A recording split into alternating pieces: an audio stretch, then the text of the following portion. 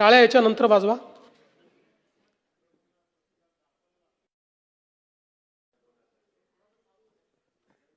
सातत्याने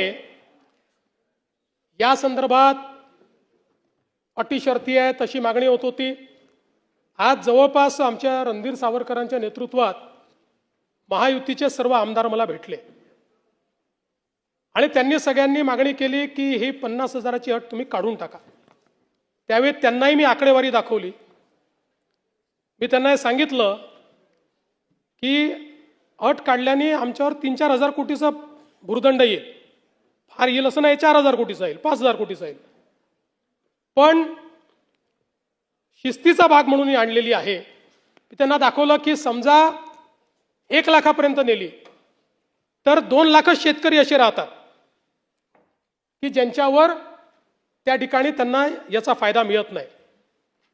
पण तरी देखील सगळ्यांचं मत होतं की 2 लाख शेतकरी का सोडता. केवळ त्याच्याकरता शेतकऱ्यांमध्ये अशी भावना होईल की कोणाला ठेवलं आणि कोणाला वगळलं.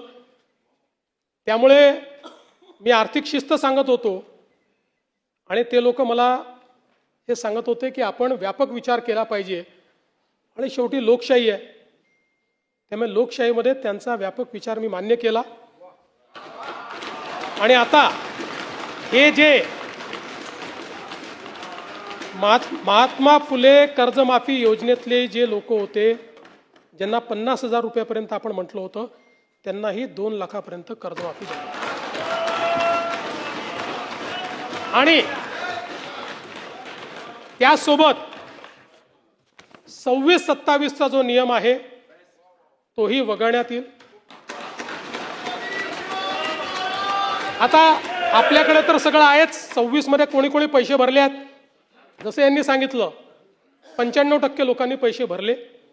त्यामुळे आता त्याच्या आधीच्या 3 वर्षातले कुठलेही 2 वर्ष ज्यांनी रेग्युलर भरलेले आहेत ते सगळे लोक याकरता पात्र होतील. पुन्हा सांगतो, पहिल्यांदा राज्य सरकारने हा निर्णय घेतलाय. यापूर्वी कधीही असा निर्णय झालेला नाही.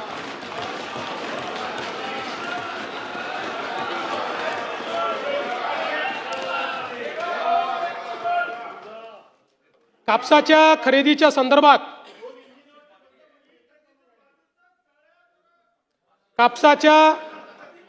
खरेदी संदर्भातही 7,710 प्रति क्विंटल या आधारभूत किमतीवर आपण 136 लाख क्विंटल कापूस खरेदी केलाय आणि त्याकरता 10,883 कोटी रुपयाची चुकारे हे त्या ठिकाणी दिलेले आहेत.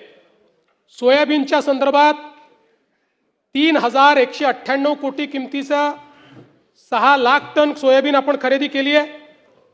कांद्याच्या संदर्भात जवळपास 14,687 मेट्रिक टन कांदा खरेदी केलाय आणि कांद्याचा खरेदी दर आपण 2125 केल्यामुळे आता बाजारामध्ये तो 2500 ते 3,000 इथपर्यंत पोहोचलेला आहे.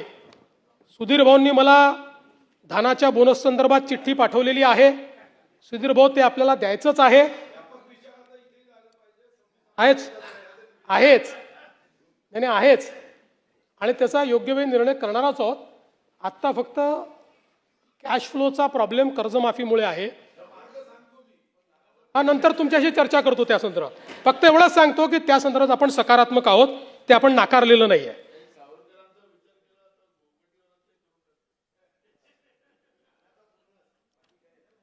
अध्यक्ष महोदय, काही सदस्यांनी हे जे काही लोड शेडिंग आमच्याकडे होतंय असं त्या ठिकाणी मांडलं.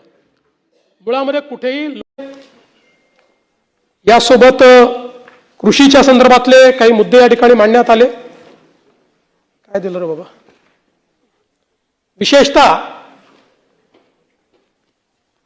कर्जमाफीच्या संदर्भात बरीच चर्चा या ठिकाणी झाली.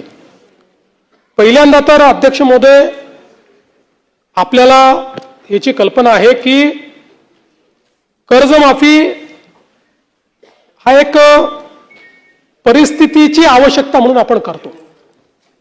कुठल्याही कर्जमाफीने शेतकरी कधी श्रीमंत झाला नाही, तो होऊ शकत नाही.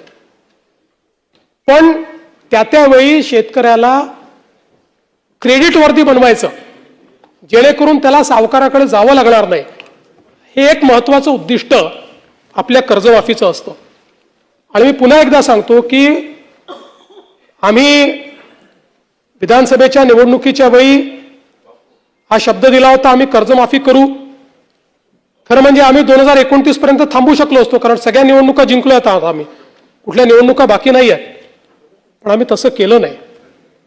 आम्ही ठरवलं की शेतकरी अडचणीत असेल तर त्याला कर्जमाफी दिली पाहिजे, आणि कर्जमाफीचा निर्णय आपल्या सरकारने केला. आता याच्यामध्ये आपण काय काय केलं तर कर्जमाफी असेल, एकवेळ समझोता असेल, प्रोत्साहन पर लाभ असेल. खरं म्हणजे एक गोष्ट मला अजून लक्षात आणून दिली पाहिजे की या कर्जमाफीच्या व्यतिरिक्त दरवर्षी हे सरकार आहे महायुतीचं 25,000 कोटी रुपये वीज माफीची देतं शेतकऱ्यांना. 25,000 कोटी रुपये दरवर्षी. हे पैसे भरावे लागतात, हे माफ नाही होत, हे भरावे लागतात दरवर्षी. पहिल्या वर्षी 20,000 कोटी, 22,000 कोटी, 25,000 कोटी हे पैसे आपण भरतो. आणि एकूण जर आपण कृषी विभागाचा आजचा आउटले बघितला, सगळं मिळून वेगवेगळ्या योजना आणि देणारा सबसिडी, तर तो 95,000 कोटी रुपयाचा आहे. 95,000 कोटी रुपये. आणि हा कर्जमाफीचा निर्णय आपण घेतला. आपण राष्ट्रीयकृत बँका, व्यापारी बँका, खाजगी बँका, जिल्हा मध्यवर्ती सहकारी बँक सगळ्यांची बैठक घेतली आणि या ठिकाणी त्याच्या आधारावर सगळा डेटा घेतला आणि त्यानंतर मिळालेल्या माहितीच्या आधारावर पुण्यश्लोक अहिल्यादेवी होळकर शेतकरी कर्जमुक्ती योजना आपण तयार केली. आता असं देखील म्हणण्यात आलं की 12-13 हजार कोटीचाच लाभ मिळेल आणि 36 लाख शेतकऱ्यांवर अन्याय होईल. हे विधान पूर्णपणे चुकीचं आहे, हे योग्य नाही आहे.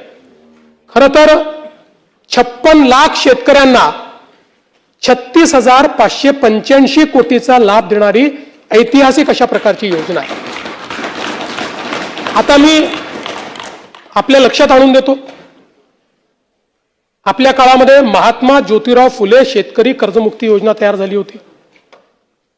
यामध्ये केवळ अल्पमुदत पीक कर्ज आणि पुनर्गठित कर्जासाठी 2 लाख रुपयापर्यंत ही योजना तयार केली होती. मात्र पुण्यश्लोक अहिल्यादेवी होळकर मध्ये आपण 2 लाखापेक्षा जास्तही ज्यांची थकबाकी आहे त्यांनाही 2 लाखापर्यंत देतोय.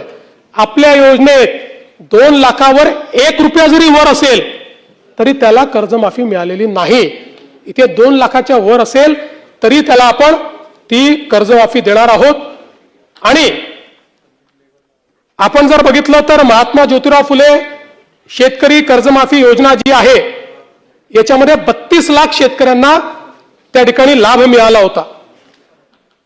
त्यापैकी बहुतांश शेतकऱ्यांनी पुन्हा कर्ज भरलेलं आहे, काही शेतकऱ्यांनी भरलेलं नाही. आणि म्हणून आपण ज्यावेळेस कर्जमाफीच्या संदर्भात निर्णय करायला घेतला त्यावेळी आपण एक प्रवीण परदेशींची कमिटी तयार केली होती आणि या कमिटीला आपण